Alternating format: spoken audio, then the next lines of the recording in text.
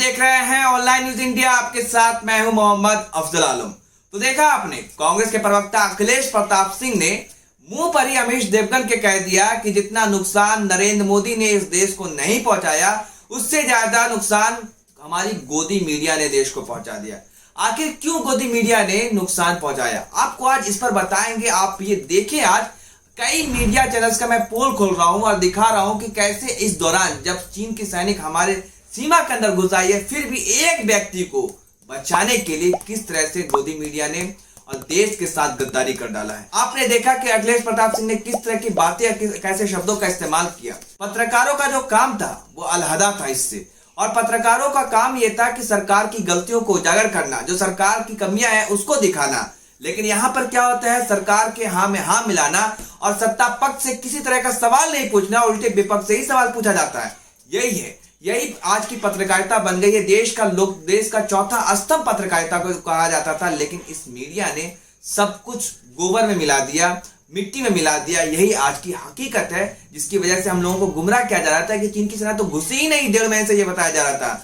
1.5 महीने से जब विपक्ष पूरा सवाल पूछ रहा था कि चीन का क्या हालात है वहां पे गलवाना घाटी में, लद्दाख में, कहते नहीं मोदी है तो मुमकिन है 56 इंच का प्रधानमंत्री है। लेकिन क्या हुआ, हमारे 20 जवान सैनिक शहीद हो गए। इस पर किसी तरह का कोई सवाल नहीं पूछ रहा है। जब एयर स्ट्राइक और सर्जिकल स्ट्राइक होता है तो खूब हल्ला हंगामा होता है। अब प्रधानमंत्री को दिखाया जाता है कि ये तो 56 के प्रधानमंत्री है, लेकिन अभी क्यों नहीं। इसी पर एक और कांग्रेस प्रवक्ता रोहन गुप्ता ने भी अमीश देवगन को इस सवाल पूछा और कहा कि गोदी मीडिया जब अंग्रेजों के समय में जिस तरह से आरएसएस काम करती थी कांग्रेस के लड़ने के लिए, उसी तरीके से आज गोदी मीडिया हो गई है। गोदी मीडिया भी अंग्रेजों के साथ मिलकर अंग्रेजों की तरह ही काम कर रही है, देश से गद्दारी करे। ये थे रोहन गुप्ता। उन्होंने भी यही बात कही कि आजादी के पहले अंग्रेज जिस तरह से देश के साथ कांग्रेस पार्टी से लड़ाई लड़ रही थी, उसी तरीके से ठीक आज गोदी मीडिया भी वही काम कर रही है। सत्ता पक्ष से सवाल नहीं पूछकर कांग्रेस पार्टी से सवाल पूछती है।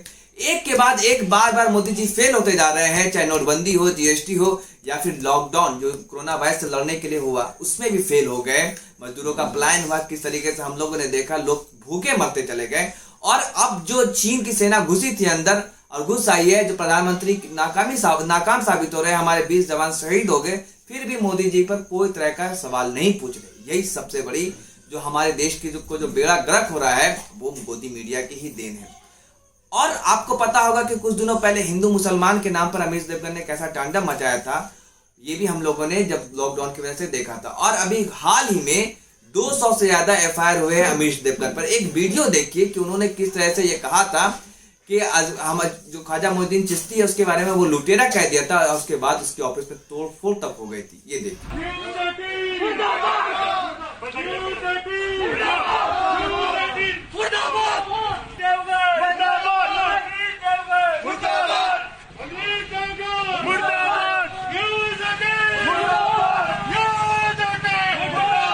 देखा आपने, उनके ऑफिस में तोड़फोड़, न्यूज 18 के ऑफिस में तोड़फोड़ भी हुई, लोगों का इस तरह का गुस्सा भड़काया गया।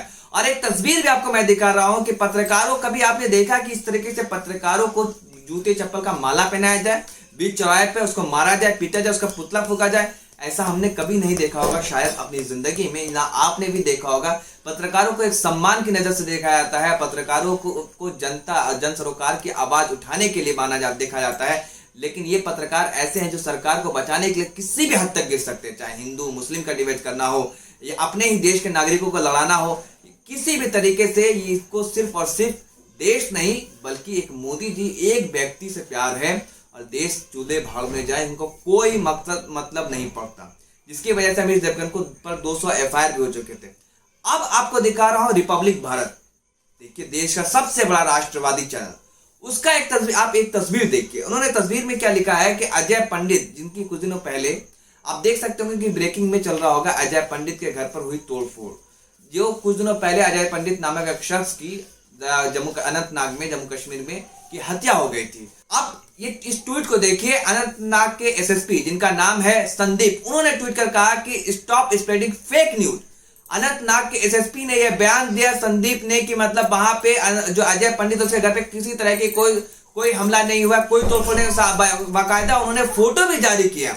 आप ये फोटो भी देख सकते हैं कि उन्होंने अपने ट्विटर हैंडल से फोटो भी जारी कर दिखाया कि किसी तरह की कोई तोड़फोड़ नहीं हुई है। ये बकवास और ये झूठी खबरें फैलाना और ये भ्रम फैलाना बंद कीजिए और लोगों को आपस में लड़ाना बंद कीजिए। रिपब्लिक भारत चैनल जो हम लोग बार बार देखते आते हैं कि किस तरीके से वो फेक न्यूज फैला रहा था, एक के बाद एक फेक न्यूज। जब लॉकडाउन हुआ था कोरोना वायरस की वजह से जो मरकज का मामला आया था तब भी उन्होंने फैलाया था, जिसके बाद से बार बार एसएसपी जो हर जगह की पुलिस को इस खबर को खंडन कर रही थी। हमने कई खबर ऐसी दिखाई है, जब दूसरे चैनल में मैं था, किसी और चैनल पे मैंने दिखाया था आपको, और आज फिर देखिए कि अनंतनाग के एसएसपी ने फटकार लगाते हुए कहा ये बंद कीजिए, ये नौटंकी और ये फेक न्यूज फैलाना बंद कीजिए।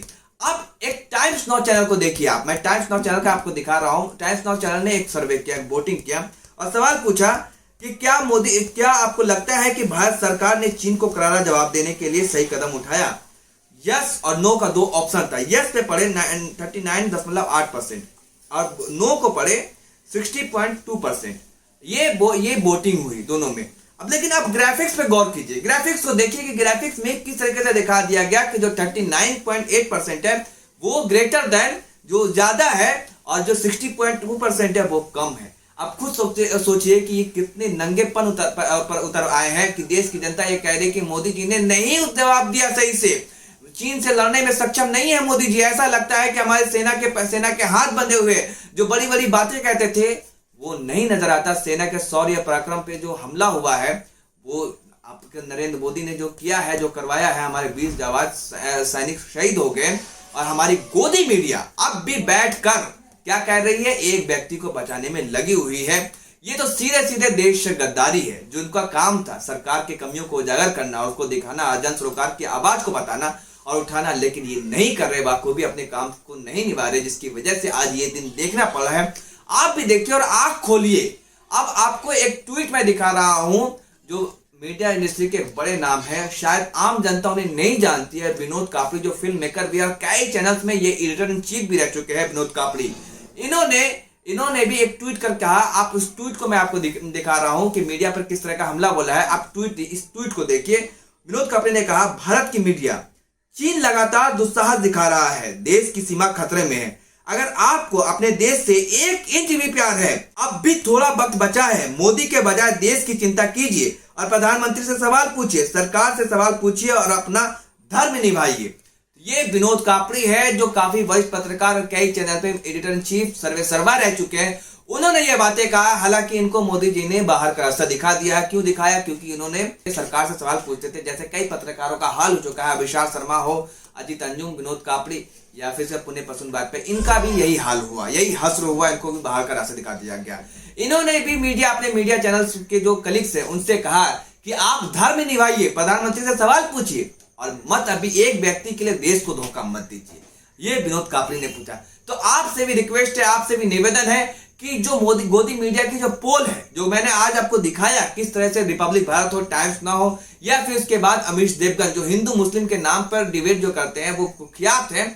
आप इस वीडियो को उनके ऊपर आप इस वीडियो को हमारे ज्यादा से ज्यादा शेयर कीजिए और ज्यादा से ज्यादा लोगों तक पहुंचाइए और सच्ची रिपोर्टिंग करने के लिए हमें मदद कीजिए। और ताकि आपकी मदद तभी हो सकती है जब आप इस वीडियो को ज्यादा से ज्यादा शेयर करेंगे और ज्यादा से ज्यादा लोगों तक पहुंचाएंगे, ताकि आप ही हमारे जो हम जो दिखा रहे हैं, जो आपके लिए काम कर रहे हैं, वो सच्ची खबर ढूंढ कर दिखाने का काम करते हैं, ताकि आपको हर वो खबर दिखाई जाए जो सच्चाई हो और सच्चाई से रूबरू कराई जाए, जमीनी हकीकत दिखाई जाए।